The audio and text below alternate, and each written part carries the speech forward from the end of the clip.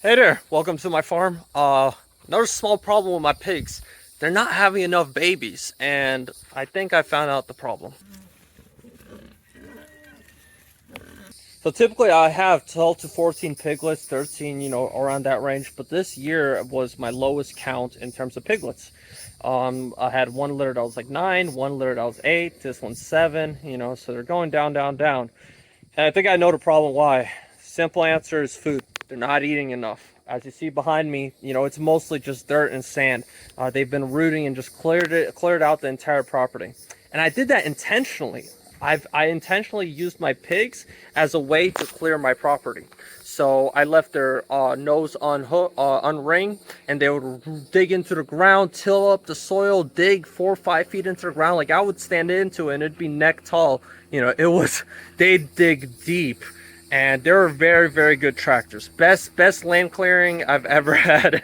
Um, Obviously, but it's becoming to a point on my property where there really aren't any more shrubs and bushes left. I'm also going to have the excavator done soon, the skid steer done soon. So, worst case situation, I could just use that to dig up and clear out the last remaining couple bushes.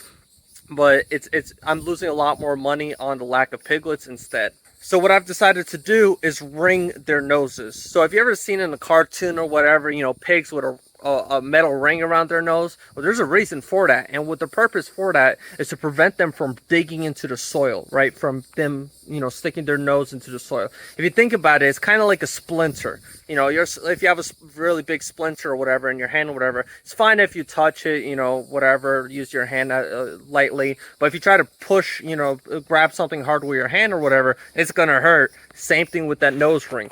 It has these two hooks that goes into the nose, and with that, it's able to pretty much create a pinch point whenever they're trying to dig. For those worried about animal abuse or whatever, this is not animal abuse. This is the best thing that you can do for the pigs. It's actually animal abuse to not do this. And here's the reason why. Firstly, pigs dig when they have a litter. And the problem with that is sometimes they'll dig too deep and the walls will be too steep of a wall. And when a mama pig lays down in the hole, and the piglets go to, rest next to her or try to milk on her or whatever, if she stands up or moves at the slightest, the pigs just, they can't crawl out. They're so small, they can't crawl out in time. And that's the number one reason for crushing, is because of that hole that the mama sow digs. And you can save so many litters just by preventing them from digging and doing that. Second reason is it actually reduces fighting, and I noticed that immediately when after I ring the pigs. I noticed that one of the pigs was eating, and the other one wanted to push her off to the side with her nose, and just the slightest nudge with her nose, she immediately flinched back. You could see her, she was like, not gonna do that again. I've just already noticed the last couple days the pigs have been so much less violent to one another, except for that one pig I haven't ring nosed yet. She's been, bullying everyone because everyone else can't fight her back.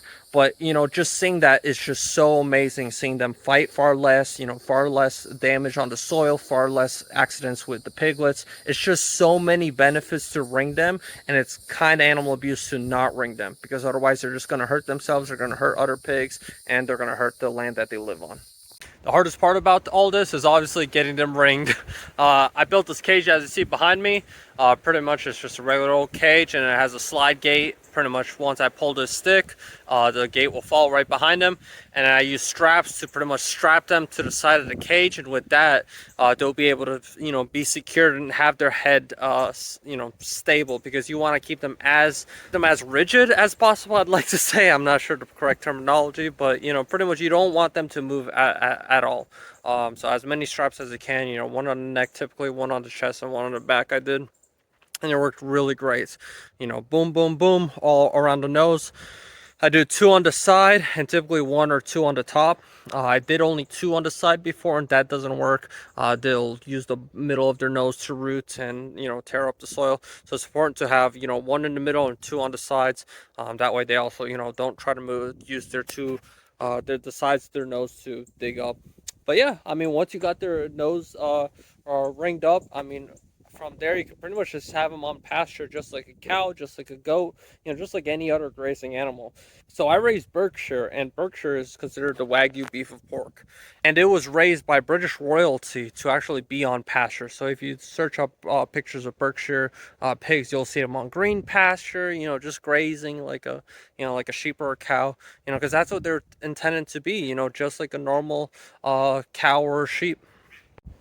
And with pig farming, you always got to think hard, not work hard. As you see around me, I had to set up a little secondary temporary perimeter cage because there was a this one shy pig that was just giving me a really hard time, and all the other pigs were trying to go into the cage first, but I need to get her in there. So what I had to do was I had to separate her off from the rest of the pigs, and then slowly, have her go into the cage and trap her in that way. So that'll be it for today's video. It's pretty simple. I mean, you catch the pig, you put a ring on them, and yeah, just try to think outside the box. Try to think hard, not work hard. I can't sadly show a lot of the footage because YouTube. Yeah, the next video I'm gonna make is about actually extending the pasture, showing how I do the electric fencing setup, how to do the water irrigation, for the water nipples they could drink from automatically, and everything else that's involved with that. So that will be a much more longer and fun video. If you want, subscribe to be able to see that soon.